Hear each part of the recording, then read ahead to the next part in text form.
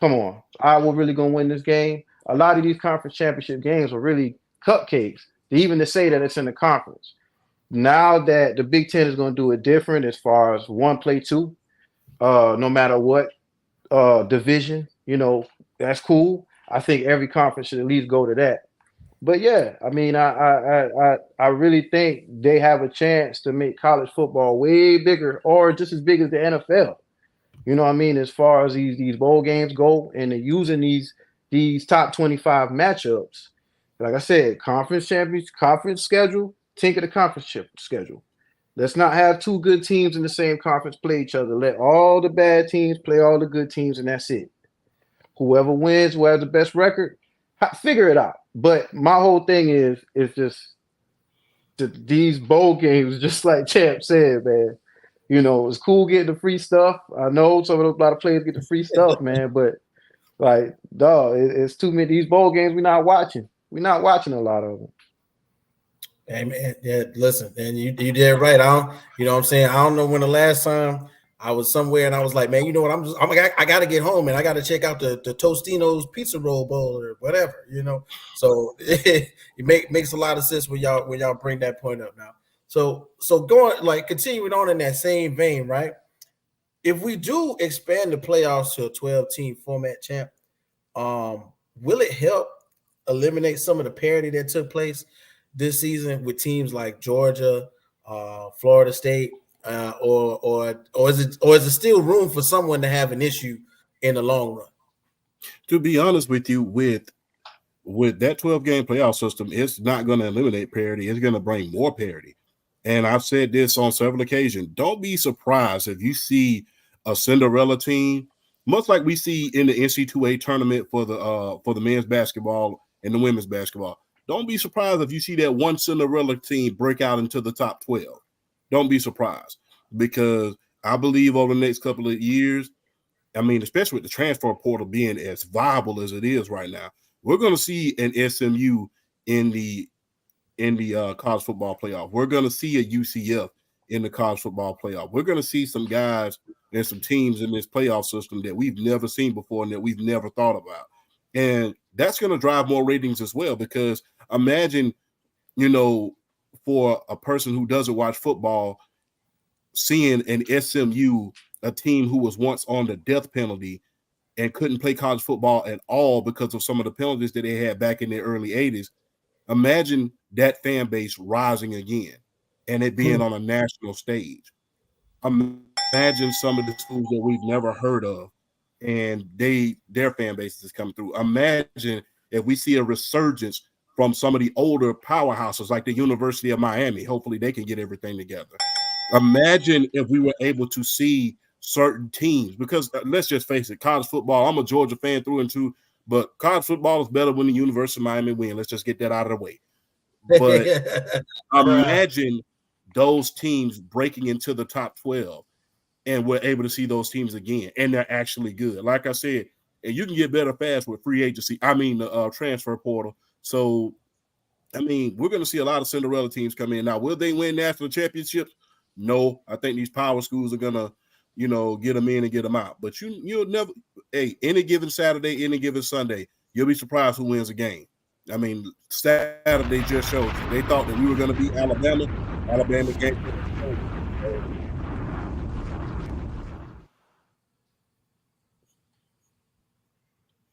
Oh, that was a miscue on a bomb. That was you keep going. Yeah. That was a good effect, but that wasn't the one I was going for.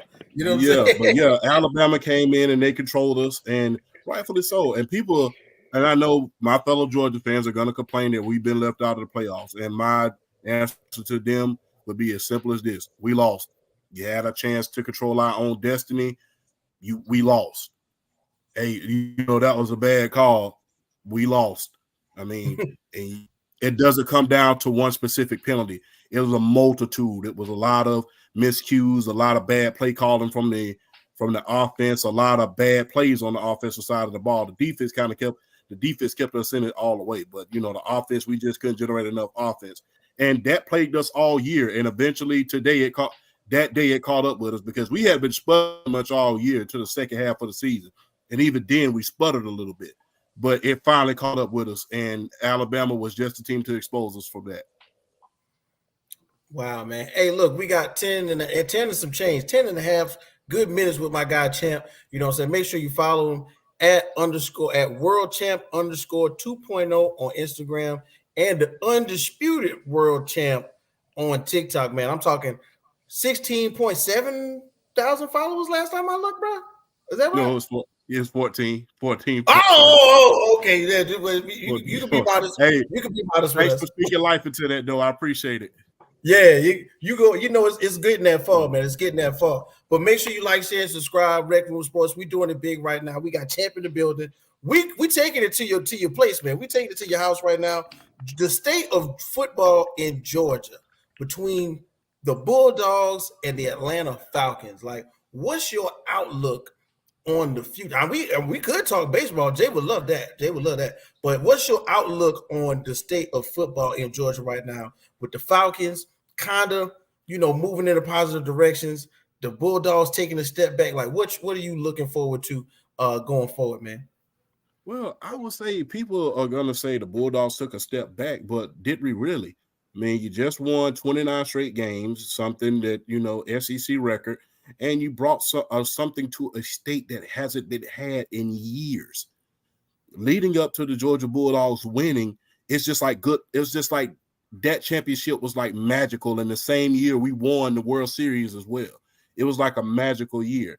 And for Georgia I don't think people understand this. For Georgia sports fan, we're not looking for a dynasty. We just want that one. And Georgia Bulldogs was able to bring us not one, but two. And that was more than what we bargained for. And us having a chance to go to a three-peat or that even being possible was great. I don't think we've taken a step back. I think it's on the beginning. And like I said, the 12-team playoff and the SEC the way it is, we're going to be competitive every single year, especially as long as Kirby Smart's the coach. Hey, we'll be in the playoff. We'll be in the playoffs every single year, if not in contention for a national championship. Now, my Atlanta Falcons, on the other hand, although we are in first place, we are in desperate need of a quarterback. We cannot. If we would have the correct quarterback, I'm fully convinced that we would at least be 7-5 right now. There's a lot of offensive woes on that team, and I think a lot of the play calling is due to the fact that I don't think Arthur Smith trusts the quarterback at this point, and because Desmond Ridder and Taylor Heineke, they have a knack for turning the ball over. They turn it over like sunflower seeds. So it's very, very hard to trust them with the ball. That's how come you see the low stats when it comes to them at this point. And we haven't been able to get the ball to our weapons, the Drake Londons, the Kyle Pitts, the Hollis. We haven't been able to get the ball to those guys and make them be a big part of the offense. And when you have weapons like that, you need the trigger man in order to make that happen. So I can see us drafting a Michael Penix Jr., who I said looks like Warren Moon did when he was at Washington. And I can also see us drafting maybe Bo Nix. And if they want to try to make the second coming of Michael Vick, hey, go down there, scout this quarterback at LSU by the name of Jaden Daniels. He's going to win the Heisman this week. So go ahead and scout him. Those are the three big guys that you need to be scouting. But even if we make the playoff this year, that's not going to cut it because that defense is a top 5 defense right now. Jesse Bates is a dark horse defensive player of the year at this point. I mean, you should have seen the performance that he put on this past Sunday. With that defense being a top 5 defense and with you adding more pieces next year, people don't realize we still got a bunch of money in cap space next year. Right. With you adding guys in Pat, I hope we are able to add a Daniil Hunter or someone like that to go along with Grady Jarrett when he comes back, and Calais Campbell, who's also from the U. Got shout out on that one. But if we are able to get those pieces together as far as the quarterback is concerned and widen up the offense a lot, we'll be on top for at least the next 2 to 3 years. I don't know what's going to happen after that because I don't know what Tampa and New Orleans is going to do. They're in disarray as well. I don't really trust Bryce Young. Well, it's not that I don't trust Bryce Young. I don't trust that franchise since David Tepper took over the Carolina Panthers franchise, and that franchise is in disarray. So the NFC South is really yours for the taking. And Part of trying to get to the playoffs in the Super Bowl is winning your division. We're doing that right now with mediocre quarterback play. Can you imagine what we would do with elite quarterback play? So sure you up the line, sure you up the offensive line, get you a decent quarterback in there. Get you a decent quarterback in there, get you a rookie quarterback so we won't go into cap hell. I know people have been talking about possibly going to get Kyler Murray. No, don't do that. Do not go into cap hell. We just got out of it with Matt Ryan. God bless him. He did a lot of great things for this franchise. Do not go back into cap hell trying to make a quick fix. Build through the draft, stay up under the cap, and do it, and let's take care of business that way, because we have a good record for drafting, except on the defensive side of the ball. That's how come we wouldn't got everything doing free agency. Right. I definitely I agree with everything you just said. But even with that quick little question, do you think Fontenot is trending upwards to exactly what you're speaking of? Like me personally, I think Fontenot deserves a lot of credit, more credit than he's actually getting. And I've been telling people, like, within the next 3 years, we're talking about the Falcons, just like we're talking about the Bills, or we're talking about the Bengals, or the teams that are expected to go out there and produce. So, do you think that Fontenot leaving us a franchise that was in cap hell, I want to say 80 something million behind the Saints, right? I don't know what they were pulling off, but getting the Falcons out of the same situation, sort of like, do you think that Fontenot is going to be able to win a Super Bowl in Atlanta? Well, I mean, he has to. There's a lot of factors in winning a Super Bowl in Atlanta. You have to first overcome the curse. You have to overcome the curse. And I'm going to be real. That curse has not been kind to us in recent years when it comes to the Falcons. We broke it with the Bulldogs. We broke it with the Braves. But we just can't seem to break that Georgia sports curse with the Atlanta Falcons. It's like some miraculous things have happened over the years. I've been alive for both Super Bowls. The Super Bowl in 98 and the Super Bowl, unfortunately, 28-3. I mean, if you really want to say when people ask me what my favorite team is, the only thing I gotta tell them is 28-3. They know exactly who I'm talking about. But I think that he can get them there. Like I said, man, for them to even be a playoff team this year is an absolute miracle, considering where we were the past couple of years. Because after that 2016 Super Bowl appearance, it was just like everything just slowly but surely was on the decline. And I believe that he'll be able to get us to where we need to be, but we got to shore up that line and get a quarterback. We have to get a quarterback in there immediately. I don't care what happens. I don't care if we win every single game for the remainder of this year, which I don't see happening, but I don't care about that. We need to get a trigger puller, a legitimate quarterback, so we can spread out this offense and we can get some big plays downfield, because what we did last week against the Jets, that's not going to cut it. Wow, man! Look, when we start talking that Atlanta talk, that's you, boy. Jay smile would across Jay's face. I knew he was ready to talk that talk, man. And I don't know if you into baseball, champ, but when baseball season comes around, Jay lights up for that one too. Now, hey, the problem with us this year, we didn't have enough pitching, and that's all I will say. It's like when we won the World Series back in the 90s, we didn't have enough bats. Now we don't have enough pitching. So I wish we could turn back the hands of time and bring those three guys up. We'll win about 5 in a row. But yeah, but that team's on the right track. Plus, you keep hearing rumors going around. I can't pronounce the guy's name. Keep hearing rumors going around that we're going to get the biggest player in baseball. And if they're able to pull that off, I can see us going. I mean, the battery is going to be on fire if that happens. So. Oh man, yeah. Listen, we know who you're talking about, so we ain't gonna say nothing because that's tampering. But if it happens, you can find me and Jay in Atlanta real quick. I promise you that, man. Hey, look, once again, y'all, this is 10 plus. You know how it is when you say 10 minutes with people that you know, it goes on to 15 or 20. So this is 10 good minutes with my guy Champ. Make sure you follow him it's at World Champ _2.0 on Instagram, but on TikTok it's Undisputed World Champ. And boy, I'm telling you, we're gonna get them followers up on your TikTok too, bro. We're gonna get you to 16. You're on 14, we're gonna get you to 16. Last but not least, bro, we're gonna do this for you because you blessed us with some of your knowledge. of football, both NCAA and the NFL, man. Right now, the floor is yours, bro. First of all, let me thank both of you gentlemen for having me. Number one, I really appreciate it. And thank you for giving me your vote of confidence. That's number one. I would be remiss if I did not do that. So that's number one. Number two, I've already subscribed to you earlier in the week, and I've watched a lot of your videos, and me and my guys have been talking about some of them. So that's number two. Number three, keep doing what you are doing. Hey, I love the work. And on that note, we'll end it with Rise Up, Atlanta. Let's go to the playoffs and let's win at least one playoff game. If we beat Dallas, I'll be happy. My mom won't be too happy, but if we beat Dallas, I'll be happy. Hey, man. Well, you know, what you got to say, Jay? What you got to say?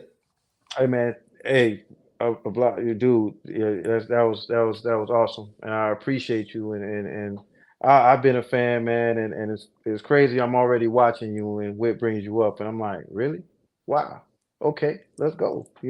So man, definitely appreciate you, man. We'll definitely get into this talk more with the Falcons and the Braves for sure.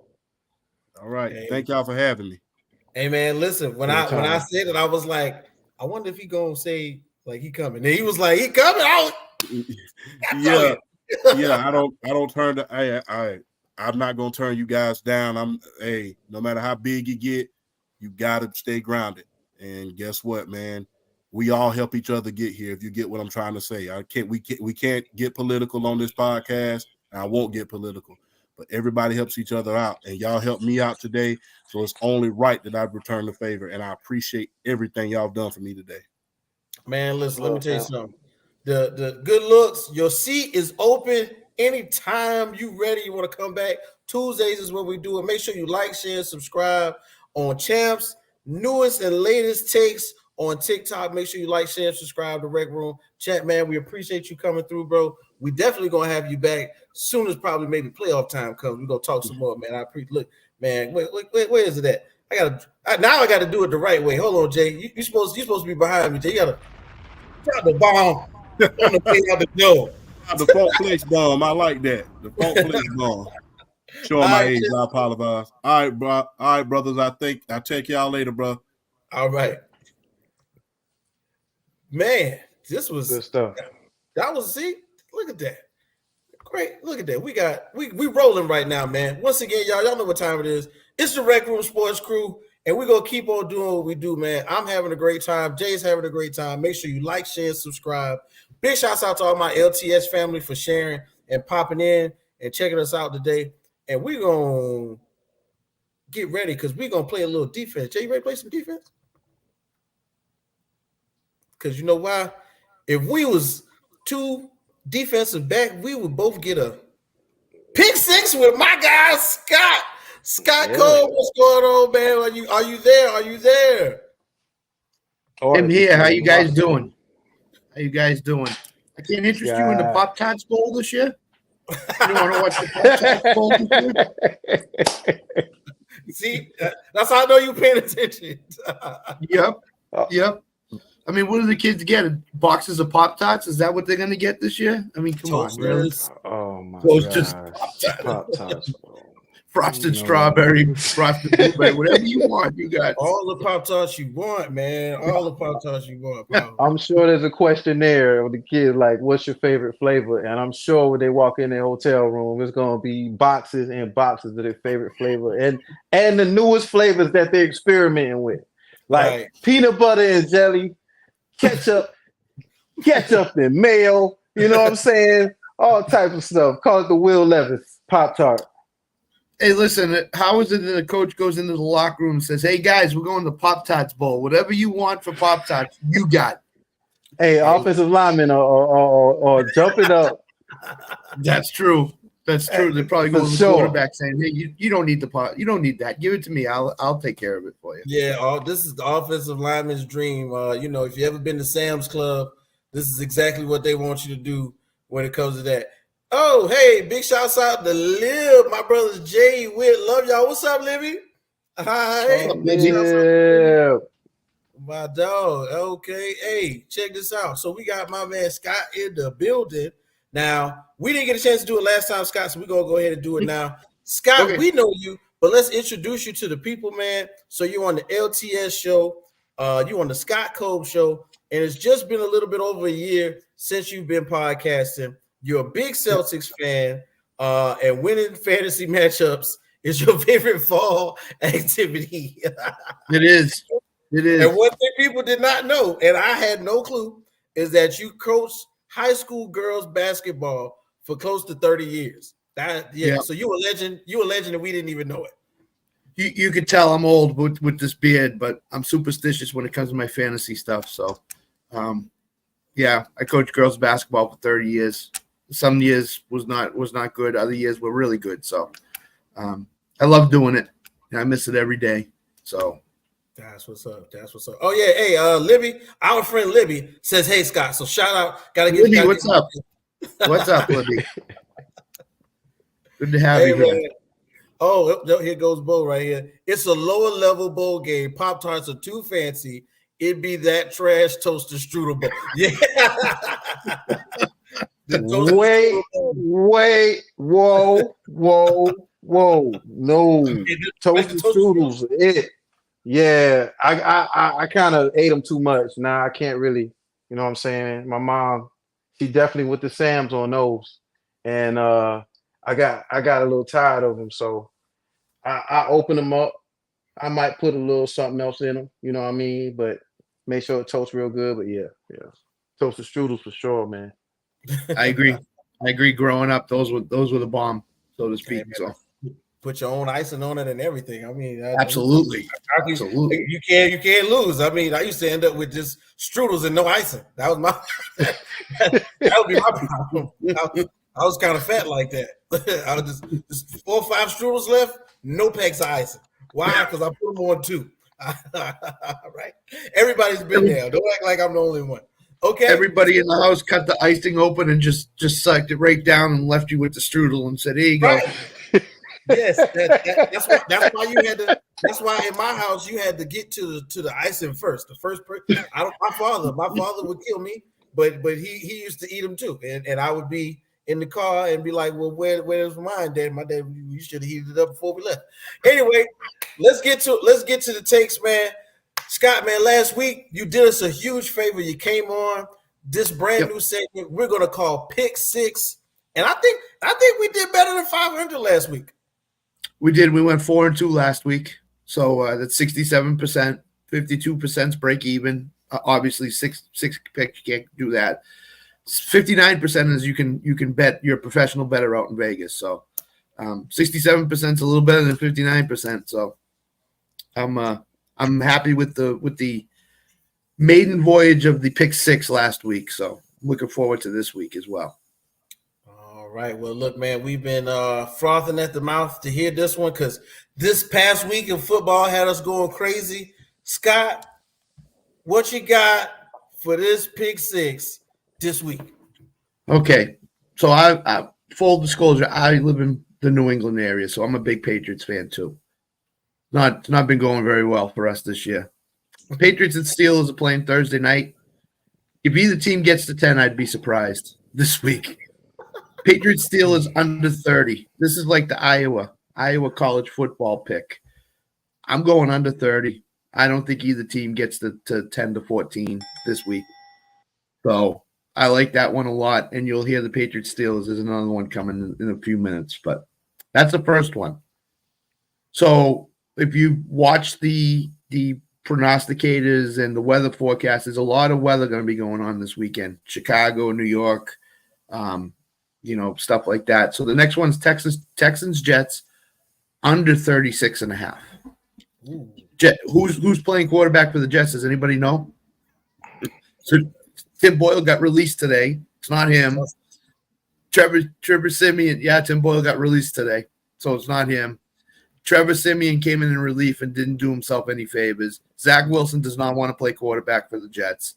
Who knows who it's going to be? Could be Joe Namath for all we know. So Texans Jets under 36.5 is pick number 2 for me. Pick number 3, out to Chicago. Lions Bears. 30-mile-per-hour winds, rain, snow, sleet, all kinds of Chicago weather. Game last year, San Francisco, Chicago, 19-6 was the final in the monsoon and wind and everything else. I have a feeling the Lions are an indoor team. They will not deal well with the elements. So I'm going Lions Bears under 40.5. And get it now because it's only going down. So if you believe the weather's going to cause havoc, get it now. Fourth pick, we're going back to the Patriots game. Patriots team total under 10.5. They've scored 7, 6, and 0 points the last 3 weeks. No Ramondre Stevenson.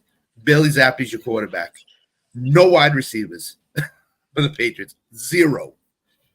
Patriots are not going to score 10 and 11 points. That's what they need to beat this. They're not scoring 11 points. Patriots under 10.5 team total. This pick, Ravens Rams. Any team that's come into Baltimore's stadium has failed miserably. Ravens are favored by 7. That spread has gone down. It was 8 yesterday. It's down to 7. The Rams have not seen a defense like that this year other than the 49ers. So give me the Ravens -7. The Ravens are in for a number 1 seed. They're trying to get to that number 1 spot. Miami's there right now. Ravens are tied record-wise with them. They need to win. So give me the Ravens -7. Last game. And I saw Bo commented earlier. Bo, I'm sorry I have to do this. San Francisco 49ers favored by 10.5, playing at home against the Seattle Seahawks. We saw what they did 2 weeks ago, Thanksgiving night against Seattle. We saw what they did last week against a really good Philadelphia team. Give me the 49ers -10.5. I just think the 49ers are the best team in the NFL right now. And it might not even be close. So those are my 6 picks. Oh, man. Hey, big shouts out to one of our friends of the show, Freeport Donnie. What's going on, Donnie? Man, don't forget, Elsewhere just came out last week, Friday. Go check it out on all streaming platforms. Shout out to Donnie with that one. And we got both saying they absolutely are. So he's definitely in agreement with that one. Jay, we picking them. What you thinking? Man, so I got locked out of my DraftKings, and one thing I did get to see, the first thing, of course, I got to see was Pittsburgh. The Pittsburgh, and wow. I hope you're wrong, Scott, because I would like to have some type of excitement in my Thursday. You know what I'm saying? Other than seeing some chain gang guy get his leg broke. You know what I mean? I want some excitement that, in the game. Like, this is crazy. We need to flex this immediately. We need to petition or do something. There is no way we're about to sit here and watch this game. Oh my gosh. He killed my Thursday. He just reminded me he just told me my Thursday's dead. But I'm with the pick. I'm just I'm about to get past Thursday. It's an NBA night for sure. Yep. Mitch Trubisky against Bailey Zappi is not a matchup that I'm looking forward to. I'm going to be on the LTS show Thursday night, and I might not even turn the game on. I might just let the guys tell me what's going on. So that's how bad it's going to be. All you got to do is let your ESPN notifications pop up and go, oh yeah, all right, yeah, that's all. Field goal, another field goal. But solid pick. Solid though. Every last one, especially the Seattle game, man. I guess we'll get into that later with Bo, but I definitely agree on the Seattle pick. Definitely agree on San Francisco's stance right now in the whole NFL. Pretty much, let alone what they're doing in the NFC.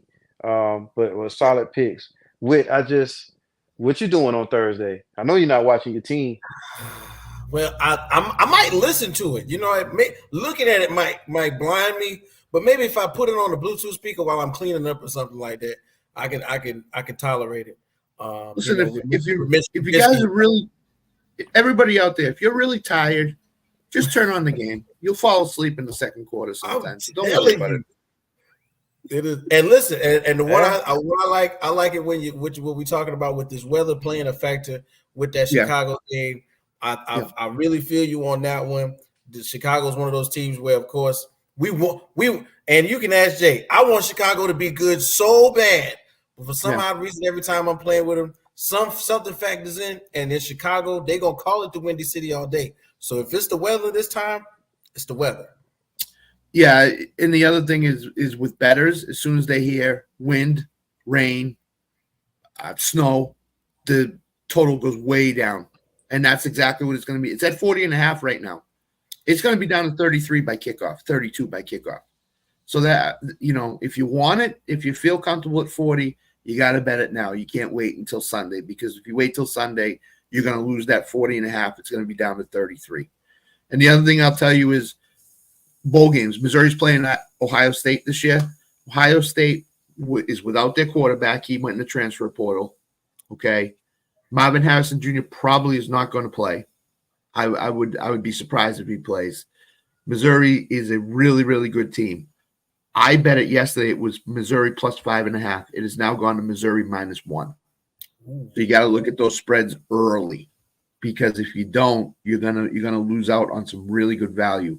So I've already bet Missouri. I think Missouri's going to win the game outright. Ohio State's got a backup quarterback. I mean, Florida State, same thing. Backup quarterback, top wide receiver might not play.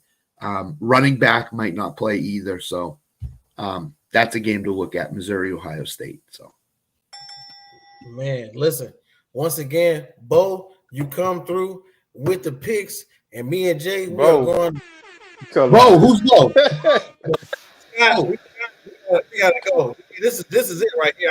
I'm sorry. I'm so confused because I'm writing it down on my phone, right? I'm writing it down, and I'm like, let me keep track of what we picking this week. I gotta make sure that I get these right, because last week, if I would have put them in, like you said, 67%. 4-2. Yeah. Listen, so this, I said Bo because I'm reading, but I'm also putting everything we said in the phone for this week. So for this week's pick six, man, and me and Jay, we're gonna go ahead and take this one to the house. Don't forget, like, share, subscribe. My guy Scott Cove. Don't forget to check him out on the LTS show and the Scott Cove show. Follow him on Twitter at SJCOBE1. Get your betting tips from us and all the guys here at Let's Talk Sports, man. Scott, we know you. We thank you. We appreciate you. And we will hopefully have you again next week with another pick six that we can take to the house. That's right. Definitely. Have a good night, guys. Appreciate you, Scott. Take care. Bye-bye. Okay. Look at that. It's a quick handoff. Who knew? Right? Who saw it coming? We running the option right now, okay? And we didn't even know it was going to happen that way, but it is. We got our guy right here, Bo, from Football Talk with Bo, ready to do. Oh, that's all right. That might be Scott now. Who knows? It might be Scott. Yes, you could be Scott. Now we got Bo from Football Talk with Bo. We're going to go ahead and get right into Week 13. And I'm telling you, this was, I said earlier, for somewhat of the college section of the show when we talked with Champ, that this week wrote itself. And seriously, to a degree, the NFL just about did the same thing. Jay and I talked for about maybe a day and a half and was like, man, look at this. Look at that. We gotta ask Bo about this. So, Bo, you know how we do it, man. We appreciate you for coming on once again. Thanks for saying everybody who always checks it out through you. You're one of the plugs on the knowledge. So let's go ahead and get right into it, man. We got a couple games we just want to talk about off game.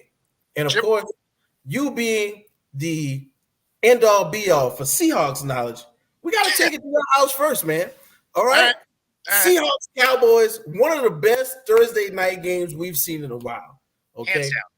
Hands down, straight up. And I can say, if anybody really wants to see what your quarterback should look like, we had two of them on the field, man. Tell us what you think from Seahawks Cowboys last Thursday night. Yeah, I mean, it was a great game. Like overall, it was a great game. Obviously, we came up on the short end of it, but as bad as Thursday Night Football has been, it was just nice to see a good game finally. So it's I mean, that was good. I think the biggest part of that game that really took away from what it was how many penalties were in it. There ended up being 19 penalties in that game, or I think it was like 257 yards, which is insane. And each team, the Hawks had 10, Cowboys had 9. So it's not like one of them was doing anything more than the other per se. So I don't think it ended up being a factor in that way, other than just making the game a little less enjoyable to watch. But the fact that the Seahawks had to punch it in 3 different times just before half was kind of insane because of penalties. So there was elements to it that were frustrating to watch. But overall, it was a good game. Both quarterbacks had great days. Gino, he had three touchdowns and a pick. A penalty pulls back a pick that Dak threw. So, I mean, it was actually a pretty evenly matched game. It was one that Seattle really needed to kind of continue their postseason hopes because, I mean, they're about to get smacked by the Niners this week. And, it's unfortunate, but it doesn't look like anybody can hang with the Niners the way they're playing right now. They could potentially win a game against the Eagles just because the Eagles have kind of backed into wins. They haven't won convincingly. And then the last 3 games are very winnable. So if they can win against the Eagles, 10-7, I think, is that magical number. Yeah. Now I'm looking at something, right, and I'm thinking all that talk about how Geno Smith, was remiss to be the backup here, the backup there. Right now, passing leader right now is Geno Smith with 334, man. And if other guys were doing so well in the quarterback stats category, Geno Smith would definitely be up there to be considered for it to be possibly in the MVP. Jay, man, I know you got a chance to check out everything going on with this Dallas and Seahawks game. Tell me what you had your eyes on from that week. I was just amazed by the fact that it's like, oh my God, they're actually going to win this game. And of course, it took the turn that it did. And it just, I was just shocked, man. You have no Kenneth Walker. You know what I mean? I knew that these corners were going to play some football, right? I knew they were going to show up. But the amount of effort the team put out, Geno still struggling, and I just, of course, they're about to get smacked. And it's kind of a good tune-up. Sucks to have to go from from Dallas to the 49ers. But the only thing I was just looking at, like, how are they able to do this? Did they lose Charbonnet for this week, Bo? How's Charbonnet going into this week? So I haven't seen him ruled out. Okay. So he's on the injury report, obviously, but I haven't seen him ruled out. The Seahawks are probably the most frustrating team when it comes to the injury report. They don't actually officially rule people out until like 5, 6, like they're stepping off the bus. They're like, okay, this guy's out. It's like, well, yeah, I can see him in a cast. Thanks for that. Like, but a little bit early, and the Seahawks are like, oh yeah, you see how he's on crutches. He's probably not playing today. It's still questionable though. It's just like, come on. I heard that's a Pete Carroll specialty, right? Like keeping everything. It is. Yeah, no, it's super annoying though, because like especially if you're making bets or anything, right? It's helpful if you know who's in or out, and you can have a guy that is on IR, and sometimes they'll still hit as questionable. It's like he's not even allowed to play. What are we talking about right now? Right. That's crazy because, well, for real, about what stuck out to me was JSN. I mean, I couldn't tell some instances if it was Lockett catching the ball in the middle of action, real time. You had to kind of check. And it was like, is that Lockett? Is that? And it was JSN, and it was like, wow. And then Lockett got hurt for that spell, and then you knew he was in there. Every time he was catching. But I love to see his productivity. He's coming along nicely. It took him a while. Geno's definitely showing a lot of confidence in him. Has been doing so from week 1 until now. So it's good to see it, showing up. And of course, DK's production, like, it was Yeah, it was great to see him. Kudos to all of the fantasy owners that have been struggling with him having horrible numbers all year. At least he finally like showed out for him. Depending on which version of fantasy, like he had somewhere between 30 and 40 points for people, which is amazing. Right. And, I don't have them, but, Whit, you sure could use them, right? I'm telling you. we both can. We both can. Oh, my season's over. It don't matter.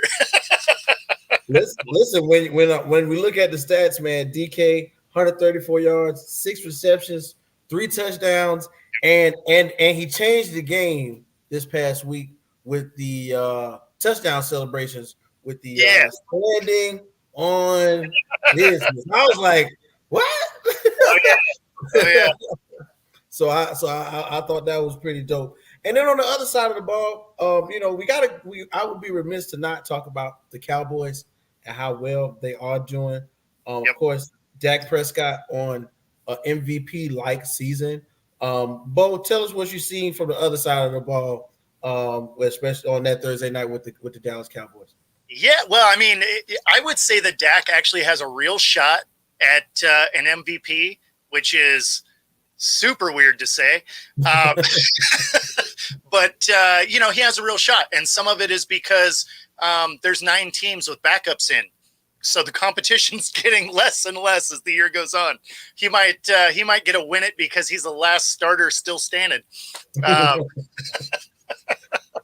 But I mean, going into week 14 here, there are 12 backup quarterbacks starting, which is insane. But that being said, he's played fantastic. I want to say that since their bye week, he's put up like 20 touchdowns and 2 picks or something. I mean, he's on an amazing track. So can't take anything away from him in that way. But the one thing that was funny is they played on Thursday night. It was the last game of November, so we still haven't seen him be dominant in December, and so we'll get that first shot this week.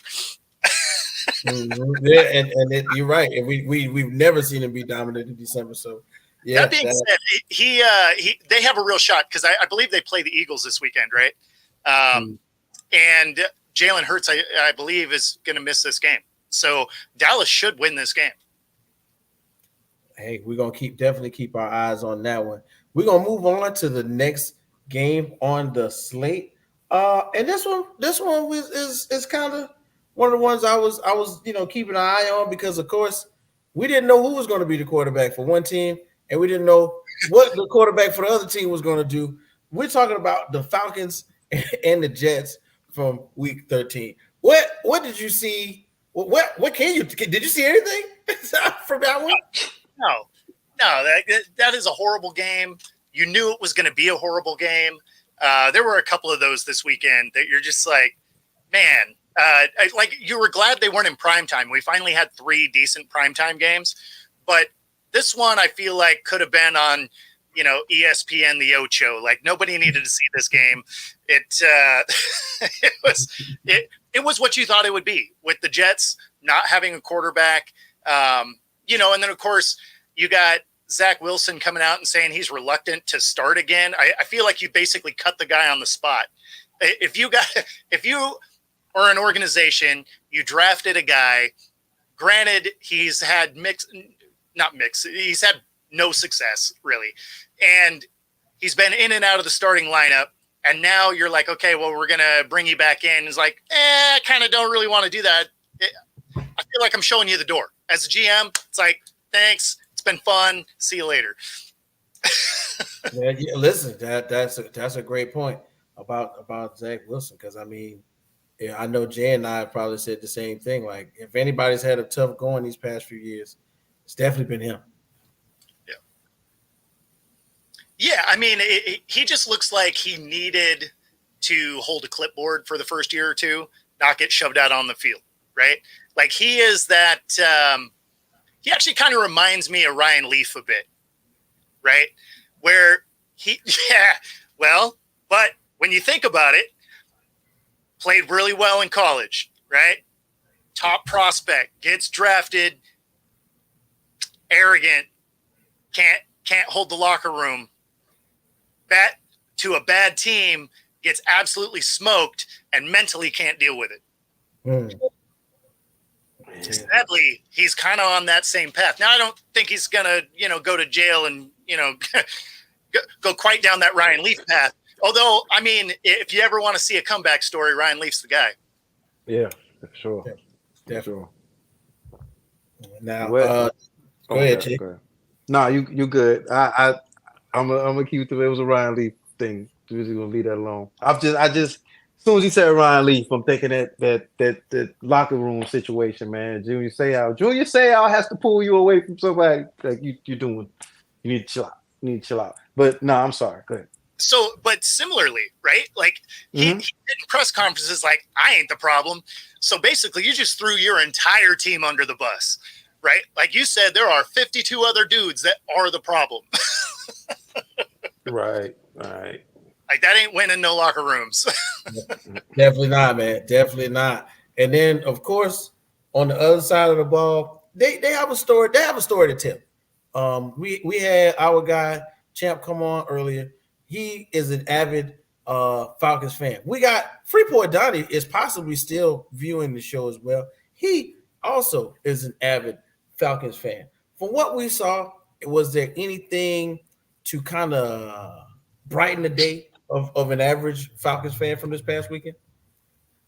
I mean, I feel like you're getting close to getting a new coach, right? It's because I mean they actually have some nice pieces, and I think if the coaching was better, you would see you'd see the team gel a little more than it does. Like I feel like they don't use the talent that they have very effectively. They certainly haven't used Bijan very well throughout the season. Supreme talent. Like how are you not getting him more involved? So I think that's probably the biggest thing is their coach is going to end up, seeing the door, and they have enough pieces to build from. They're going to have a decent draft. I mean, the future is actually bright for Atlanta. I think if they would have had a little bit better quarterback, things could have been a little different too. But I think a lot of it stems from coaching. I mean, but the future's bright there. They do have some nice pieces.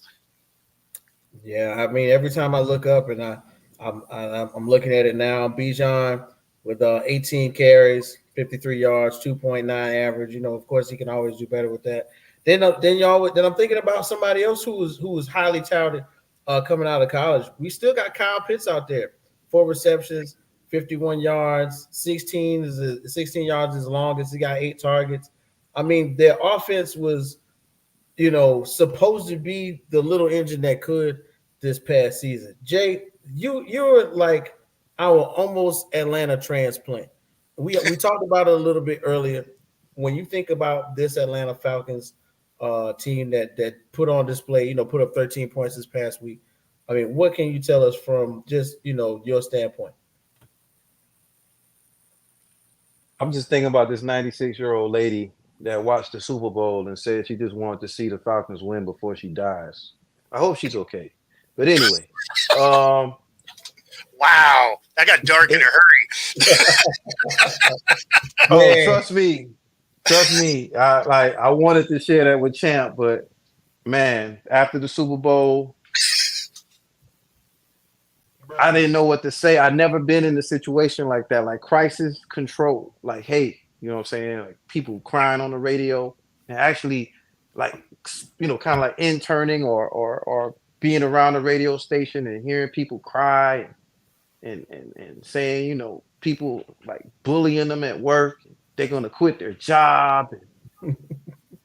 Anyway, it just, that was a rough year for just Georgia in general, right?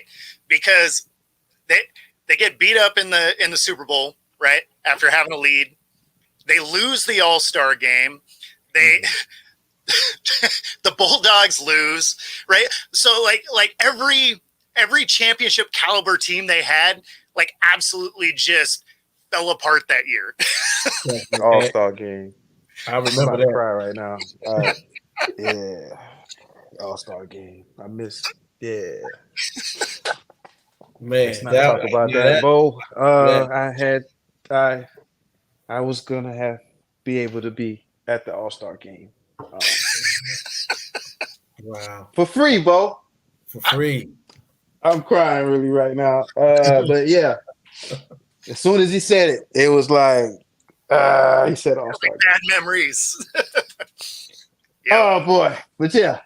Yeah, that hurt. That really hurt. As soon as he said it, like tears started flowing. But yeah, you hope the best for the Falcons, but yeah, terrible game, Falcons and Jets, but you just hope I feel sorry for Arthur Smith because I want him to succeed in that position, but it looks like time is gonna run out on him, unfortunately. How would you think, Whit? I feel like this point in the year, you guys need the little sound bite of Denzel. I wish you had more time. Oh, Whoa! wait. Whoa! What did you just say, Bo? You guys got to load that in your soundboard. For all the more time. There we There we go. go. There we go. It's in there somewhere. It's in there. Okay. So look, we talked about Falcons Jets. That's a little topsy turvy, that situation. Let's go to a brighter situation now, guys. Okay. How about Broncos Texans? That was a good one. And I would be remiss to say that we got a chance to possibly see the front runner for the offensive rookie of the year do his thing and kind of show up, Russell Wilson and the Broncos 5-game win streak that they were on. Bo, when you're looking at that one, Texans, Broncos, tell me what you saw. Yeah, so I actually took the Texans in this, and the big part of that is because when you're watching the Broncos over this winning streak, the offense wasn't doing anything, right?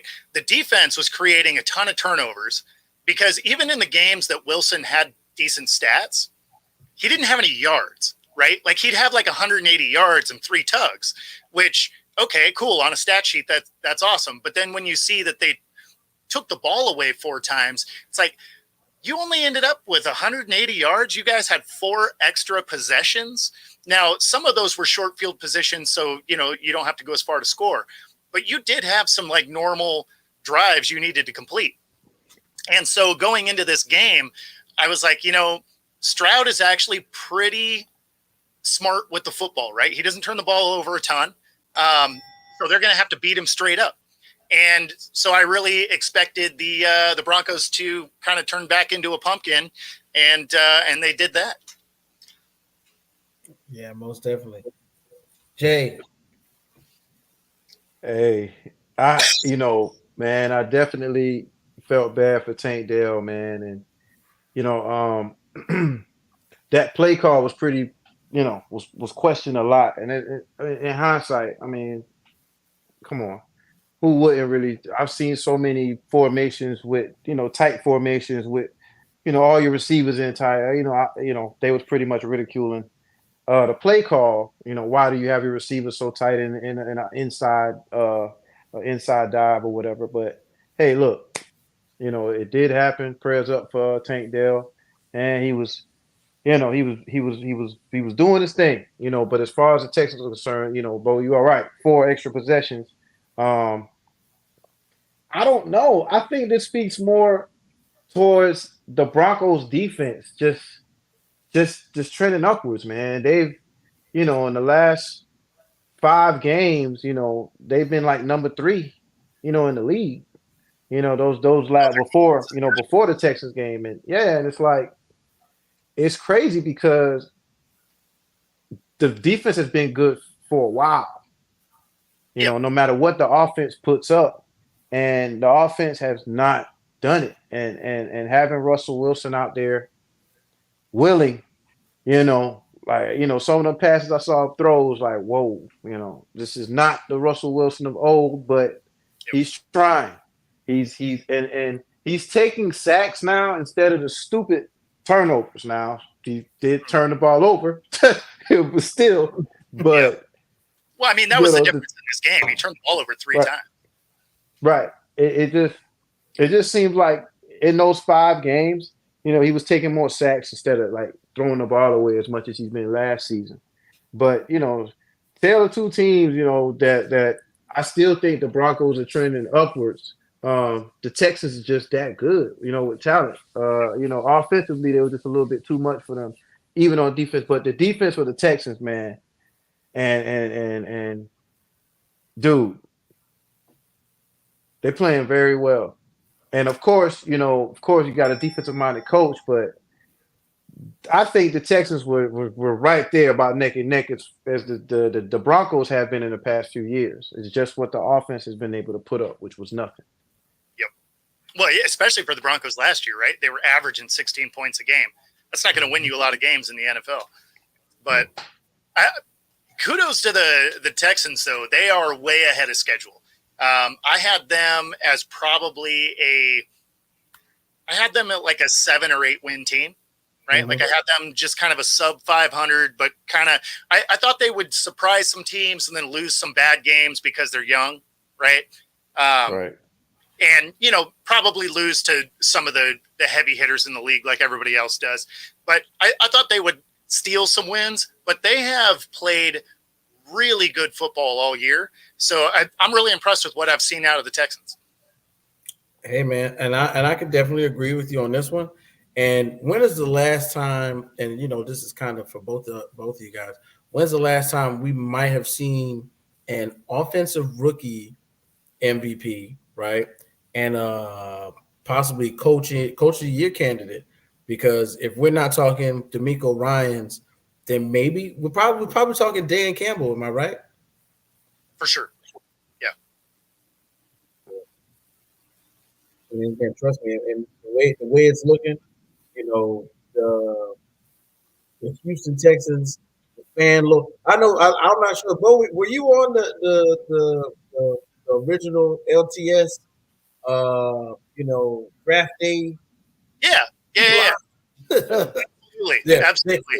They were going crazy that day. I mean, I think I see why. It's actually panning out because I think we were surrounded. Jay and I were surrounded by Houston Texas fans who were talking all kinds of trash. And, when the picks went in, and I was like, I don't know.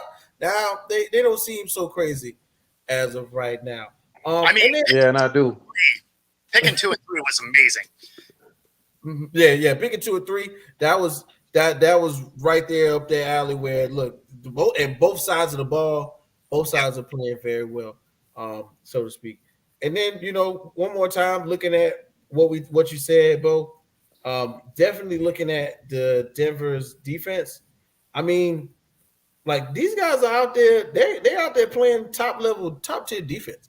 I mean, shutting guys down, keeping them under most of their averages the majority of the time, and also getting after the ball. You know what I'm saying? As far as the snaps goes, putting C.J. Stroud on his back 5 times is pretty decent. Is a pretty decent night for any defense.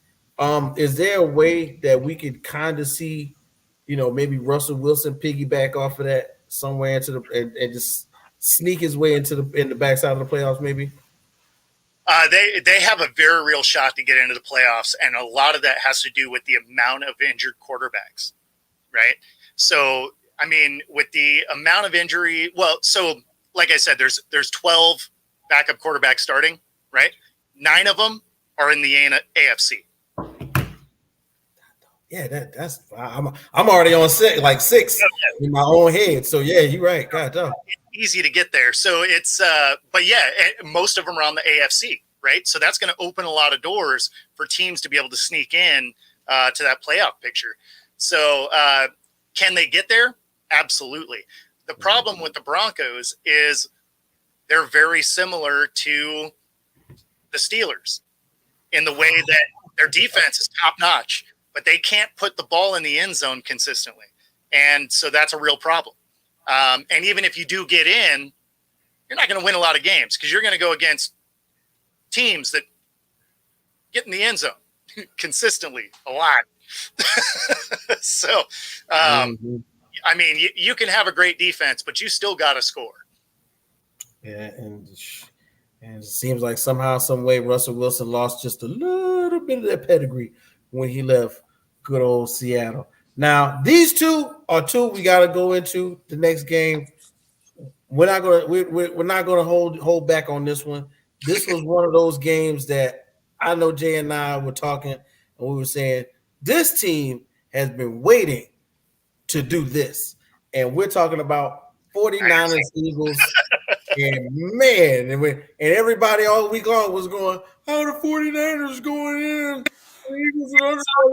Let me show you how Eagles are the underdog at home. Bob, take it away on this one. Yeah, I had the Niners going there and smacking them from the jump.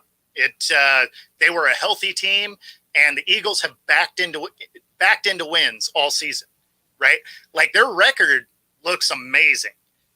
But when you like try and make it past the eye test, that's where I have a hard time, because they haven't played their best football, which is encouraging, right? Because they have a great record, and you know they can still figure out how to get it all together. But the way that the Niners are playing right now, and the fact that basically their whole team is healthy, I don't know that there's a team in the league that hangs with them. I mean, like I haven't seen anybody play good enough football where I think they are a real threat to a fully healthy Niners team. On the other end, I mean, the Eagles losing that game to the Niners, the Cowboys already lost to the Niners. The Eagles realistically are probably going to lose to the Cowboys this coming week with Jalen Hurts most likely being out. That means the Niners now own that number one spot. They get a first week bye. And that first week bye will definitely play crucial, because the Niners are very much so even better advocates coming off of bye weeks, giving everybody rest, letting everybody catch their breath and get healthy for a week. Jay, when you put your eyes on this one, and I know you got a chance to peep it, what were you seeing from 49ers Eagles, man? Took their lunch, man. They took their lunch like that. That was one of those after school fights that you know of by like 12 o'clock, and the kid that's gonna beat you up is steadily passing you by all school all day. Ask my sister; she knows about that. She had a bully. She still tells a story about this bully who used to follow around. I swear, and like anytime she turned around, she was just doing that. She had to stand up to her. But there was no standing up to this bully. Debo and company. You know, when guys show up in black Air Forces on the field, it's time, what I mean, they're trying to make a statement. And the chain, the black Air Forces, the whole nine. But nah, I just give Philly a little bit of just kind of just look at the fact that they played 3 games in 13 days, right? Which basically I think Dallas is sort of in that same So was the Niners. situation now. So was the Niners. They played back-to-back Thursday night games. Right. Ooh. Yeah. Because so did the Seahawks. Because they all played on Thanksgiving and then had to turn around and do Thursday night again. So they were all on short weeks because they played a normal game, had Thanksgiving, and then Thursday night. So all of them were on short weeks. Yeah, 49ers chose violence early, and I definitely I just hope somehow they can stay healthy. Sure. It's when you're talking about this team, health is definitely a big part of what they do. Like I told before, like I don't know a team that of course you're forced to show different things, or your play calling is definitely different once certain pieces are of your offense. But when you're talking about one Debo Samuel, you're talking about Christian McCaffrey, and you're talking about even throw Kittle in there, that's a totally different team with either one of those missing. You're talking about different play calling. So to have all three of these guys going into the stretch run is very vital to their success. And I just, with Philly, I think they're gonna win. Other than teams like San Fran and possibly the Ravens, or maybe another team or two, they can't necessarily back in the wins, just like Bo was talking about. You can't back in the wins against those teams. You're gonna have to win those games with a full. And Dallas, I'm sorry. The one thing that sticks out to me about Dallas is that all phases of the game they come to play. Yep. It's not just one phase of the team that's winning these games. You're gonna have to prepare for playing a perfect game because they're gonna play well in all phases of the game. That's what I'm giving Dallas right now. But yeah, those things are sticking out. Definitely like glaring right now, and something's got to give. Dallas is playing a great brand of football, and and that's why I said the Eagles are backing into wins. And if they don't have their quarterback, which makes the whole thing happen, Dallas wins this game going away. Definitely. I mean, hey, you guys made some great points about that one. I was definitely keeping my eyes on things like how many times Debo is going to get to dance. How many celebrations did they actually plan for? It looked like, and the thing is, and I, of course, we love the competitive nature of football, but we also love the pre-planned celebrations. They did about 3 or 4. Debo knew he was going to score. Okay, yep. He knew it was going to happen, and somewhere in there, I think about Emmanuel Acho, and he's on Fox Sports Network, yep. and they made the bet, and somebody said it was for them $1,000 may not be a lot to ex-football players, especially like Shady McCoy, who got really big checks from both Buffalo and Philadelphia. You know what I'm saying? But to see the reactions and to watch it happen. And then another thing, it was one of those nights where I believe the big thing was the retirement of Deshaun Jackson, right? Somehow, some way they threw that in there as if that was going to propel the Eagles into a frenzy of winning. And still yet, man, everybody said from the 49ers sideline, that if we had Brock Purdy playing last year, that would not have been a competition. So we got a chance to see it in person, in my opinion. I mean, yeah, it definitely makes you think back to that game. And, especially as handily as they won, it makes you look back at that game like, man, it really could have been a different team.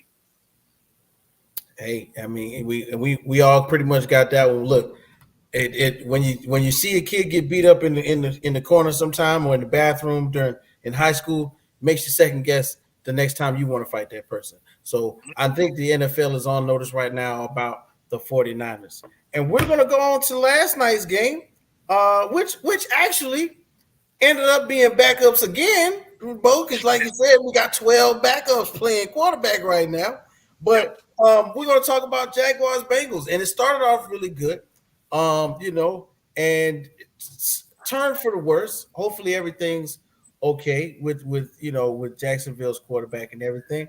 But one of the things I really paid a lot of attention to was Jake Browning from Cincinnati. Jay and I were talking on the phone, and I kept going, man, I swear that was him 2 years ago for Washington, but Washington in college, Washington State, yep. Washington's defense wasn't that good, so he was always in a shootout. Yep. But so talk to, and being that you're up there in that area, I know you know a little bit about him. Tell us what you saw from Bengals, Jaguars, and the Monday night cats on cats game. Yeah, it was a great game, and it was funny because I was expecting it to be very different, right? Like I thought the Jags were going to come handle some business. The Bengals came to play, and he was throwing a nice ball all night. So I mean, it was really after the first couple scores, you're like, oh yeah, this is going to be a dogfight the whole time. neither defense is impressive, and they weren't impressive at the beginning of the season either. I mean, when Joe Burrow was there, they were going to have to win games by outrunning people because their defense just isn't great. The Jags, that's one of my complaints about that team, is they're dynamic on offense, but their defense comes up short in key spots. And so it's like statistically, they're actually not horrible. But when you watch the games, what they'll miss is important things that when you are against a good team, they're going to score on you. And, that's kind of what we saw. And then, of course, Lawrence goes down, ends up being a high ankle sprain. So that's encouraging, right? It's not potentially not going to end his season. It's just going to be, can he still move around very well, right? And can he plant well enough to still get enough zip on the ball? Or is it going to be a little bit off? And if that's the case, then, potentially those can be interceptions. The good thing for the Jags is they are far enough along in this season that realistically the next 2 weeks, they're probably going to lose both those games, especially if Lawrence does end up being out, because they have they got the Browns and the Ravens are their next 2 games. Those are probably both losses, especially if Trevor isn't in there. But for them to get into the playoffs, they really only need to win 2 of these last 5. And they finished the season with the Panthers and the Titans, which are both very winnable games, even if Trevor Lawrence isn't back yet, right? So even if it was truly a high ankle sprain where he has to be out and it's 4 to 6 weeks, would they win the division? Maybe not. But would they still get in the playoffs? Absolutely. And so he would be back in time for the playoffs, even if it is something that sidelines him a little bit. So I'm not super worried about the Jags. Their shortcoming again is the defense, really. But it was a fun game to watch. It was a good Monday night game. Jay, you and I were on the phone and we were, checking out that second half, talking about what we're getting ready to do. And we saw, of course, the replays from, Trevor Lawrence going down and everything. What were your takeaways from Monday night's game, bro? I mean, again, it sucked to see 2 backup quarterbacks having to duke it out and one actually getting hurt trying to rescue the team. It's definitely a concern moving forward. And, you hope that the defense could kind of take advantage of these situations, especially, being going against a backup quarterback with the Bengals. Not saying that this guy wasn't talented. It's just the fact that you have to take advantage of somebody who's not familiar with a lot of things going on from week to week. Let alone, holding this Jaguars defense. You would have thought that the Jaguars would have gave him a lot more trouble. You saw early, pretty, hey, y'all gonna take over this game or what? But what definitely stuck out to me the most about this team is, and it's definitely been who the Jags have been playing lately. But the running game has to pick up. The running game has to pick up, and Ridley, even though he's coming through in patches, so to say, and having some big games, it just seems like he can't come through when it matters the most. It's like the games where they're pretty much playing down. I would say the tougher games, he's not playing up to potential. But hey, give him a break. He hasn't played in like 3 years, so it's like, but it just I want to see him play a little better. You know what I'm saying? Be more of what they've been going on about during the offseason and see, what the running game has to offer, man. They got to see improvement in the running game. Because this the playoffs, man. When we're talking about the playoffs, everybody forgets. Got a running game. And the teams that don't, they fall by the wayside, man. So it's just defense, running game. Right. And a lot of those games are outdoors and cold. Hey, what's up, man? But I do want to give Browning a ton of credit, though. 32 of 37 for 354 is crazy. Right? I don't care what team you're playing. You could have been playing. You could have been playing the Panthers, and that still would have been an amazing stat line. And you, right. you know. Definitely. So yeah, that was surprising for sure. it was. And one of the things I was, while I was watching it was, Jake Browning last week was not Jake Browning this week. Like you said, 32 or 37, 354, and they pretty much opened up the playbook for him. That trickeration that would have looked really good, but didn't look good with Jamar Chase. Basically, it was a possibility that was going to work out. Tyler Boyd threw an interception, but one of the highlights for the Bengals is that, of course, when I'm thinking about what happens when you're going to put your second string QB in, you're going to do something like pair him with your running back for sure. And they gave Joe Mixon the rock. And Joe Mixon, of course, has been one of those guys where, it's a, sleight of hand. Now you see me, now you don't. And every once in a while he has a tendency to show up really big in the stat lines. And he did it again yesterday with 19 carries and 68 yards. And then on the back end, 6 receptions for 49. And you know what I'm saying? Even though that doesn't look like a lot, it meant a lot, especially when it came to putting the ball in the end zone. And when I think about Joe Mixon, I like to kind of compare him to one of Jay's favorite guys in fantasy. He's almost like a poor man's Austin Eckler. Very similar running style, but you could catch him in the flat and he could take it to the house. You know what I mean? So I was really surprised at that. But for real, for me, the story this week right here was definitely Jake Browning showing up. Oh, they're talking about the tired boy trick play. Yeah. Get that up out of here. I don't know what they were trying to do, but I don't know why you don't see big Will Allen standing there in between you and your wide receiver. I have no idea. When a wide receiver or a running back, and not so much a running back will be like, I don't know about that. I'm just gonna run it. A wide receiver, he's like, this is my chance. Do it like they do it. Put it on a string.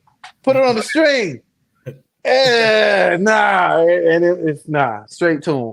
It's crazy. They roll out, all they're hearing is da-na-na, na-na-na. Like that. That's the problem is you're still ending up on it. Just you still ending up right there on Sports Center at the end of the night. Just not where they want to be. Okay? Exactly. It's more of that come on, man. Yeah, exactly. Yeah, Scott Van Peltz, got you right there in the come on, man. But yeah, great game Monday night. I'm still looking forward to what's going to happen with the Bengals. I hate the fact, don't get me wrong, I strongly dislike the fact that the Bengals are winning, but I do like how Jake Brown is doing. And just like you said, 12 backups are starting, period. That's amazing. Yeah, the Bengals are pretty much done though, unfortunately for them, because they lost the games that are the tiebreakers. So they would have to basically go undefeated the rest of the way out and probably still need some help. They just because of specific games they lost, they just don't have the tiebreakers. But Yeah, I was moving ball. Yep, chosen fold and go to half. Every second, every inch matters in the NFL. Hey, Lamar, great point with that one. Absolutely. Hey guys, we got some more NFL to cover, but we're gonna do it quickly on this one. These are the key notes for the rest of the game. All right, so let's check out this one. Right, first one. Tyreek talking that talk. Now I know Bo, you keep your eye on the NFL. Tyreek Hill made some comments this past weekend where basically he was comparing this Miami Dolphins team to the Super Bowl winning Kansas City Chiefs team. Is that talk, or is there's some validity behind it? So. That's talk, but at the same time, what do you expect him to say, right? Like he's not gonna dog his team. So of course he's going to be like, oh, this is the best group I've had. Like you have to say that. You're not going to be like, man, we're bums. That was the better team. I left. Right? So you can't say anything like that. Do they stack up to that first Super Bowl team? Of course not. First two is not Mahomes, right? And there's just some other elements about that team that aren't quite as good as that team was. Not to take anything away from this Miami team, because they are a very dynamic team and they have an insane amount of speed on the offense. I don't particularly love their inconsistent running game, and their defense doesn't always like to play defense. They actually are very similar to the Jags in that way, where I don't trust their defense to come up with a stop when you need it. Right now, not to say that KC team had great defense, because honestly it didn't either. But the way that they could put up points and the speed they could put up points is a little bit different than this Miami team, as long as you take that Broncos game out of there.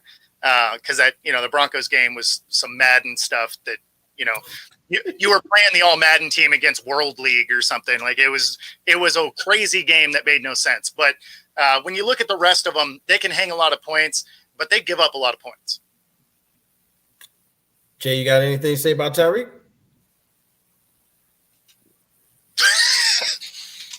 Hey, and listen, I'm gonna throw this out there. If in the MVP voting, Tyreek has got to be top 4 or 5, maybe. He's got to be in there, especially with all the quarterbacks going down. Someone else has to win, right? Yes, exactly. Right. With all these quarterbacks going out, they got to throw it. Might as well pick a wide receiver at least one time. Right. All right, we're gonna keep it moving. So since Tyreek was talking that talk, we're gonna talk about one of our good friends' teams. Sam, what's going on, Sam? We should have had you on the show for this one. So, Attack on Titan. This past weekend, we all got to see another shootout between somebody who was in Jacksonville, which is Gardner Minshew, and maybe the future of Tennessee football in Will Levis. When you put your eyes on that one, this is another backup, kind of playing another backup.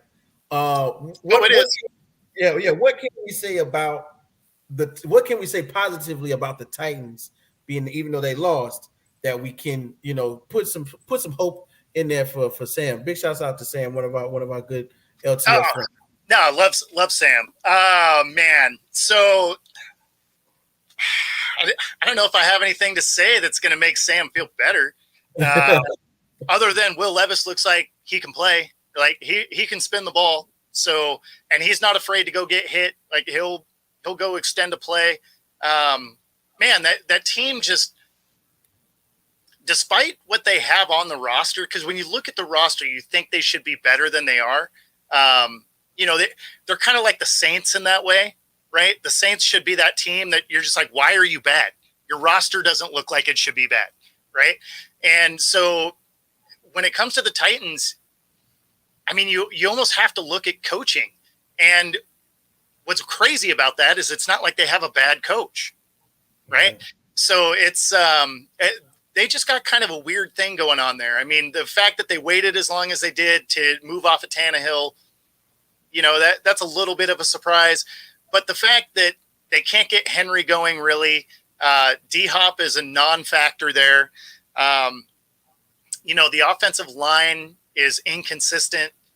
You would think that the defense should be money, right? It's a defensive head coach, and it's kind of been all over the place. They have moments where they're fantastic, and then there's other games where you're just like, did they show up to the stadium? Like, what are we doing?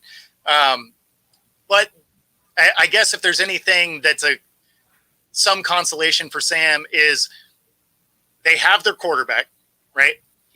Dude can play. Their defense is something they can build on. And, when it comes to the running back and receivers, that's something you're going to have to address in free agency and the draft because, Henry's going to be gone and D-Hop had a 1-year contract. And then the rest of their receiving core had less touchdown passes coming into the season than their coach did as a linebacker. So I take that back. He had 12, and I think the rest of their receiving core had 14. But still, like, that's not great. No, and Jay made a really good observation, and I might have missed it. Jay, tell him what you saw, what made you give Will Levis some props this past weekend from the Titans game. He's commanding that offense to the best of his ability. He lost Henry during the game, but there's that one instance when I seen him going at DeAndre Hopkins where they're walking on the sideline and he turns around. It's like shit together. Like, and I don't know if it's one of those like Kyler Murray, DeAndre Hopkins, little instances, but this seemed like someone who's like, look, get your stuff together. We got a game to win. Like, forget that play. You wasn't doing what you were supposed to do either. So it just seemed like he was taking. Who knows if he was taking any accountability? Who knows? But he went out there. They played positively for the most part until like the very end of the game. But I still like what he's bringing to the table, because to go from Malik Willis to say, hey, we got to go get another quarterback, and they end up with Will Levis. Look, it could have went a lot worse than what's going right now. For sure. You're seeing a team in New York that basically, Couple of they're teams. still right. They're still living with their draft pick, and you see where it's getting them. And so, Will Levis isn't, as far as the team, they're not providing more of a spark, but I'd rather have a Will Levis than a Zach Wilson right now, or Daniel Jones. Or Daniel Jones. Yeah, exactly. No, I'm with you there. And it's funny because on the other side of this, right, you have Gardner Minshew out there rattling off wins. He might actually, through this year, he might earn himself a spot to try and start somewhere finally. It's funny, though, because Minshew to me is just the new age Ryan Fitzpatrick, right? Like, he's fun to watch. He's dangerous with the ball. But he's going to win you some games, going to lose you some games, but it's fun to watch every time. He's just the new version of Fitzmagic. Yes, definitely. And I've enjoying it. I didn't think he'll keep it up this long, even though they haven't been like lights out. It's just that they look like they were pretty promising getting Jonathan Taylor back, and then they lose him again. Yeah. And, here we are, like that division could be won, and they're not, totally at their best right now, which kind of sucks for them.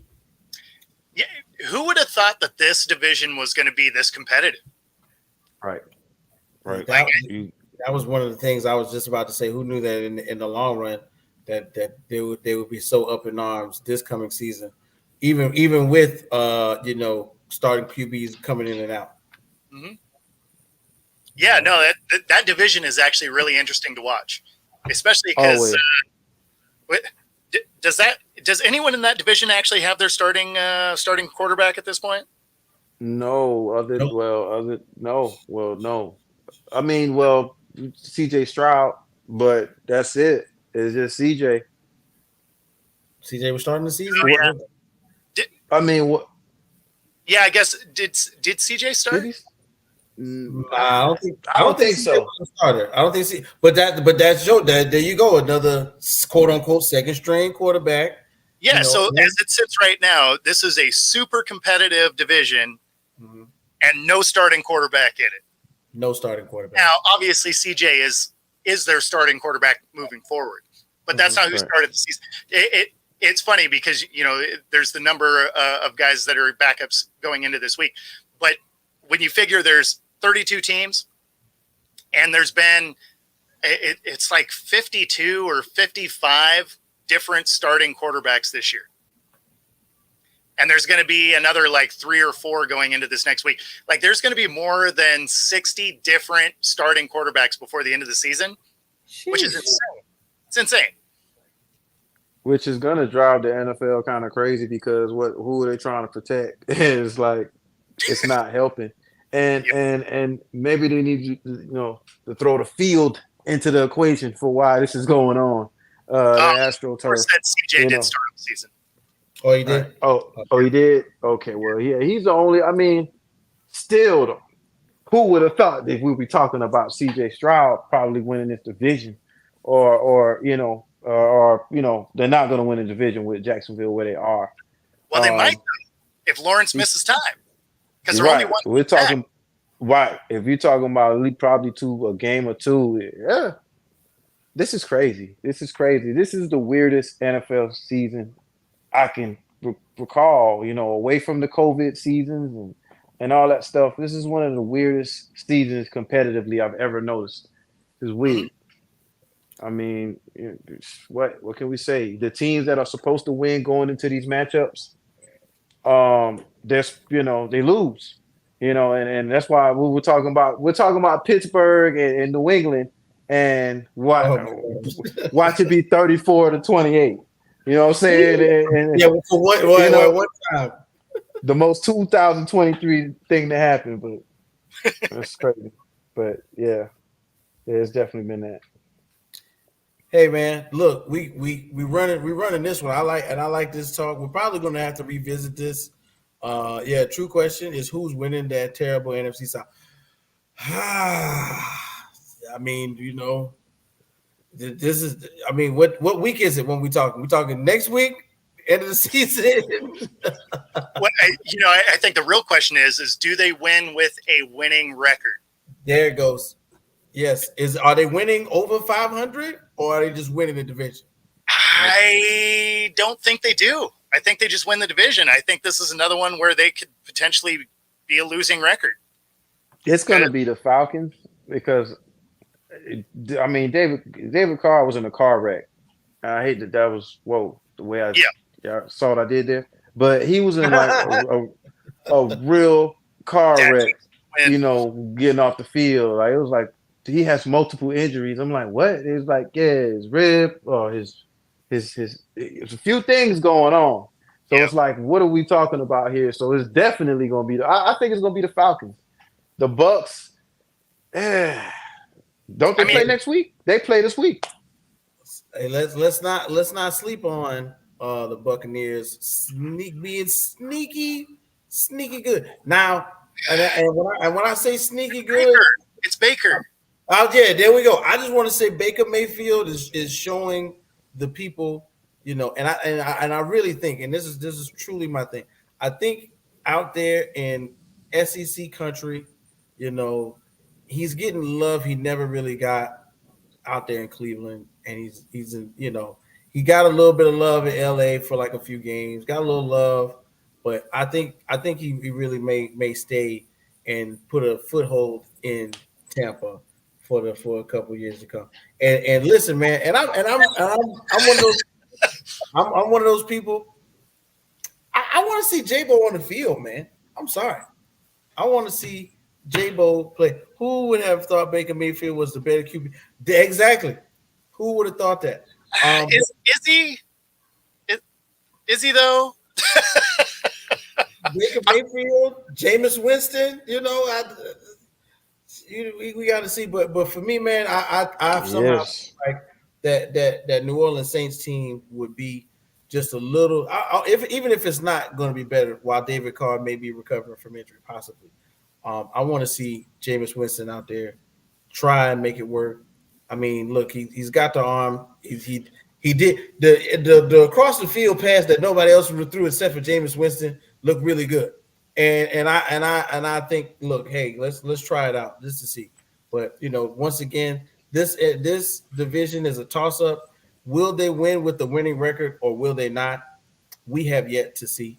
And then one more thing, I think we got one more thing to talk about with the quick thoughts, man, and that is this: Cowardly Lions or Kings of the NFC North. Now everybody knows what I'm talking about on this one. This is really good.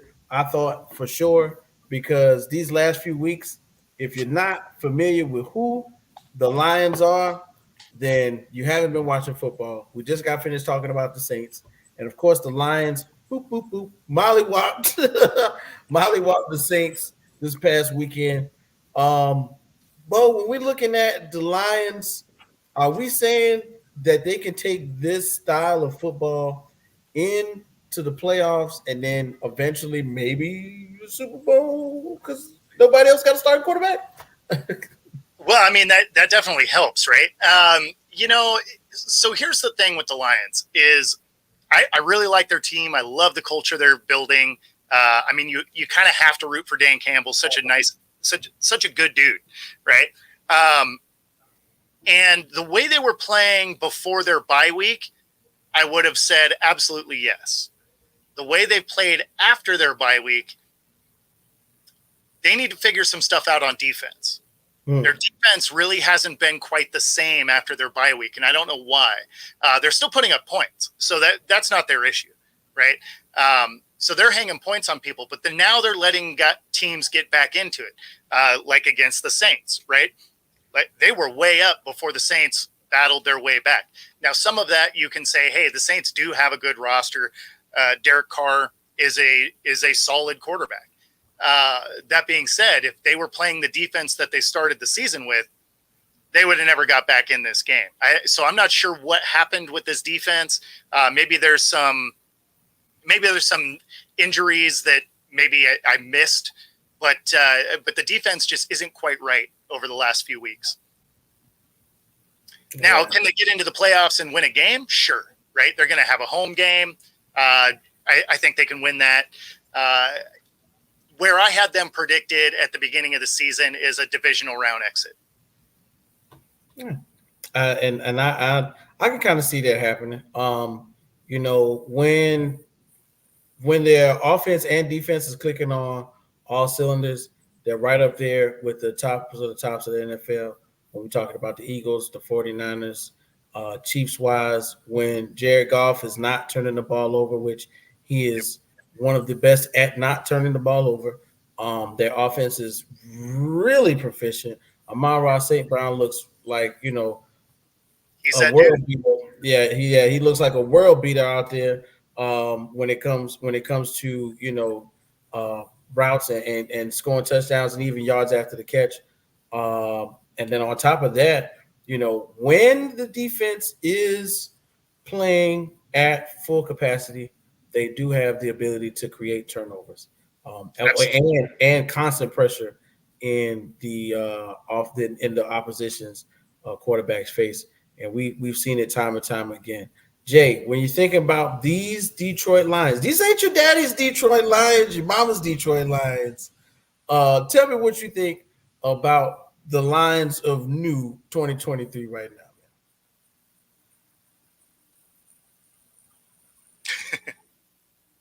Same thing. I kind of picked them to. I picked them to be one of those like in the NBA, one of those 60-win teams that gets like bounced out of the first round. You know what I mean? It's always that team, man. That's something in 3, whatever. Yeah. And they go into the first round and they're like world beaters, and just like you said about Amon St. Brown, and they go out there and they lay an egg. You know what I mean? They definitely have the running game. The defense can show up, but it's these matchups, man. Like I'm dying to see what these matchups look like. It's weird as the season has been. I just can't wait to see what these divisional matchups look like, because somebody's gonna get an easy road, and then somebody's gonna have to get a team off the rip, and it's just like, I can't believe this. And then possibly is one of those freaking division winners that hosts a playoff game and they don't deserve to. So we're gonna see. We're gonna see. But the Lions, man, the jury's still out, man. Because if I pick that team, that team that wins so many games and has a high flying offense, and because he's not showing me much, they struggled. Yeah. They struggled against some okay defenses. They struggled against the Bears. They struggled against the Raiders. Yes, they have some pretty good ends, however you want to put it, but nah, like you got to be able to stabilize those defenses if you call yourself a playoff team. So I'm still looking at that. Well, and that's why I had them as a divisional round, right? Because I think they win a wild card round game, right? Because you're going to play some very flawed teams. And then the divisional round, you're going to see, the Cowboys, or you're going to see the Niners or the Eagles, one of those guys that didn't get the number one spot, right? Right. Or actually divisional round, I guess you're going to play one of those also. So that's where I think Detroit comes up short, right? Like if they got to go toe to toe with the Eagles, maybe. With the Cowboys, maybe. The Niners probably beat them up pretty good. Now, if they end up playing in the divisional round, if Green Bay somehow makes it, or somehow the Seahawks or the Rams, or, if they got to play the Seahawks, that may not work out for them. But just for whatever reason, the Seahawks figure out how to beat that Lions team no matter what. Listen, and of course, that would be one of those ones where we're gonna have to bring you back in to preview that game. Man, listen, Bo, when it's time, when you rocking, you are rocking, bro. I want to tell you, thanks again for coming on the show. Where can we find you at for the rest of the week? What you got on your schedule, bro? Yeah, and again, thanks for having me on, guys. I always love coming and hanging out. So you can find me on my channel at Football-Talk. You can also find me on the Northeast Streaming Sports Network on Roku TV. You can find me there tomorrow morning for the Wednesday wrap-up, Thursday morning for Pick'em, and Friday morning for Hawk Talk. Man, but we got to get like you, bro, because we didn't even know you was on Roku TV like that.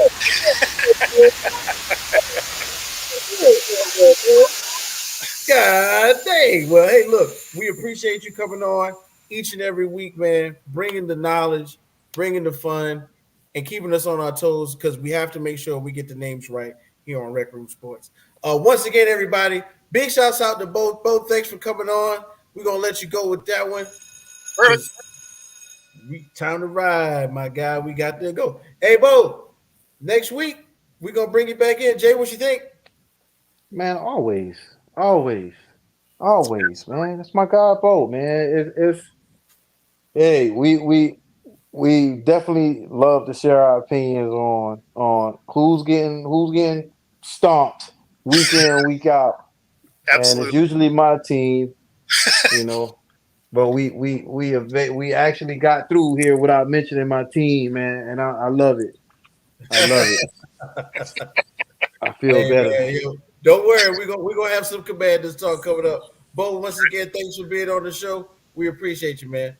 Yep, absolutely. And of course, if you're watching from any of my channels, make sure you like and subscribe. That way you can catch the rest of these guys' content. Take it easy, guys. All right, man. Peace out. All right, bro. Yeah, man. Once again, guys, you know how we do it, man. That's our guy, Bo, from Let's Talk Sports. Don't forget to check him out on Football Talk with Bo. And don't forget to like, share, and subscribe to us, the gang, right here, the guys at Rec Room Sports. That, of course, is my guy, Jay. That's at Rec Room Sporty on Twitter. And I, of course, am your boy, K Witt. We're going into the final quarters of our show. And this is where we do our thing. Yeah, because you know why? We're going to get right into it. And here, Jay, this is your section right here, my guy. This is your section. Let's go and talk about fantasy football with the Rec League. Oh, snap. So yeah, go ahead. Yeah. This is you, bro. So tell them what happened this week in the Rec League, because you know it was all money with this one. And we're not in the running. What can we say, man? Like, well, I mean, you are more than I am. I'm sitting here in ninth place. You know what I mean? Shout out to your boy, our boy.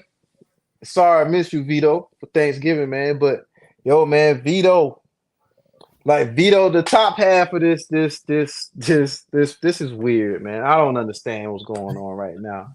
We got Kareem in number 2. Do we have Kareem at number 2?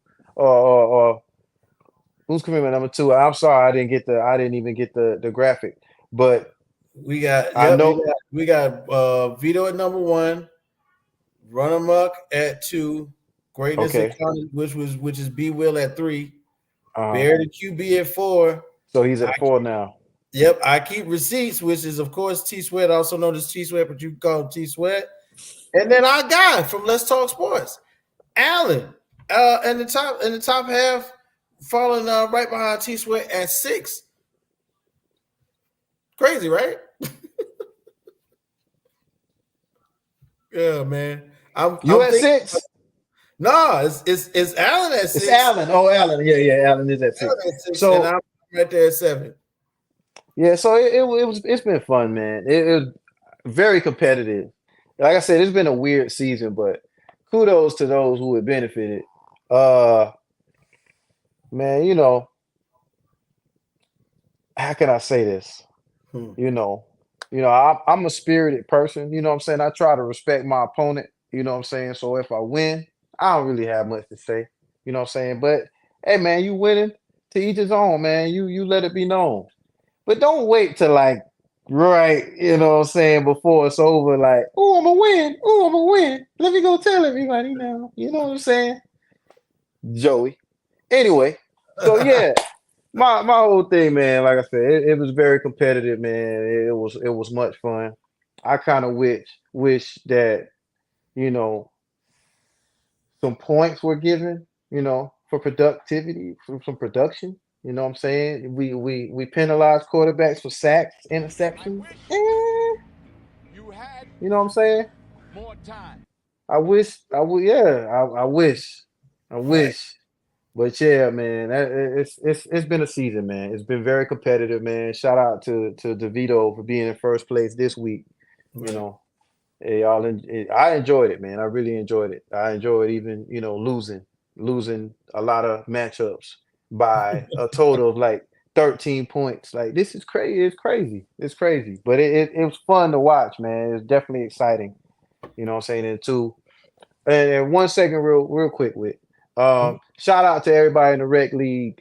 Shout out to everybody in my fantasy football leagues, which is a Top Shotters and Show Your Touchdowns. Show Your TDs is the name of the fantasy group. But I'm in the running with those. Shout out to everybody in those groups. Man, if you ask your boy Freepour, you know what I'm saying, check on your boy, because he's creeping in the playoffs in one he's two and whatever. We're in week 13, week 14. He's 2-11. Yeah. I'm not even, let me not go into that. But yeah. Oof. So very competitive, but shout out to everybody who I even play fantasy football. Hope everybody has had a good season. I know a lot of people have some grievances about what happened this season with injuries and quarterbacks, but hey, you gotta get through it. You gotta adapt. But shout out to everybody that I'm playing fantasy football with. I appreciate you with giving me a loss.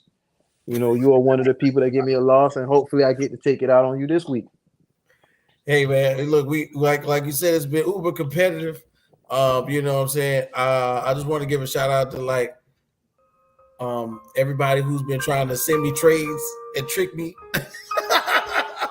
Somebody Joe, cut the music. Joe, hey, listen, that's what I'm talking about. Man, I'm gonna leave that out of it, but then again, I'm gonna put it in there. So Joe, I'm here. I hear from everybody like, yo, Joe hit me with a trade today. Yo, kudos, because he made it work. You know what I'm saying, with what he had, sort of. You know what I'm saying, but yeah, man, he's been out there fishing all season, man. Glad it worked out for him. And I'm talking about highway robbery trades. Some of the trades look good, but it was the week I would have made those trades, I would have looked so bad because it would have sent me down the drain. And there was a specific week. I swear it was the week that it probably would have been good any other time. He had like Geno Smith and somebody else or something like that. And if it was like for Jamar Chase and somebody else I had on the team, but that was the week St. Brown and Jamar both went for like 28 points and went crazy. And I'm so glad I didn't go for it that one time. But big shouts out to everybody in the rec league, everybody who watches us who plays fantasy. If you're into fantasy, make sure you put in the comments who you got this week, who you think a lock is to pick up, what you want to do on the waiver wire. And if you're winning your league, you're crushing your league, let us know right here in the comments, man. And of course, every time is fantasy time here on Rec Room in the Rec Room show, man. Now, hey, look, we got a lot to look forward to, man. We've been doing football so much. Jay, next week, I like how we got to go ahead and get into a little bit of basketball. I'm telling you, it's the in-season tournament has been happening. And of course, you know, it's we've been watching it, you know, we've been keeping a little bit of like, you know, an eye on it. You know, we know who's doing what groups of brackets. But next week, we're taking it to the next level. We got our guy, Johnny Cruz from LTS, coming back in to hang with us and go over all of what has been going on, because by Saturday, the quarterfinals will be set, and we can pretty much tell, because it's all one game. It's all one game after that, who may be winning the finals of the first in-season NBA tournament. I can't wait, man. What you thinking? You damn sure ain't welcome this week, because listen, we got to talk about it's a lot of surprises.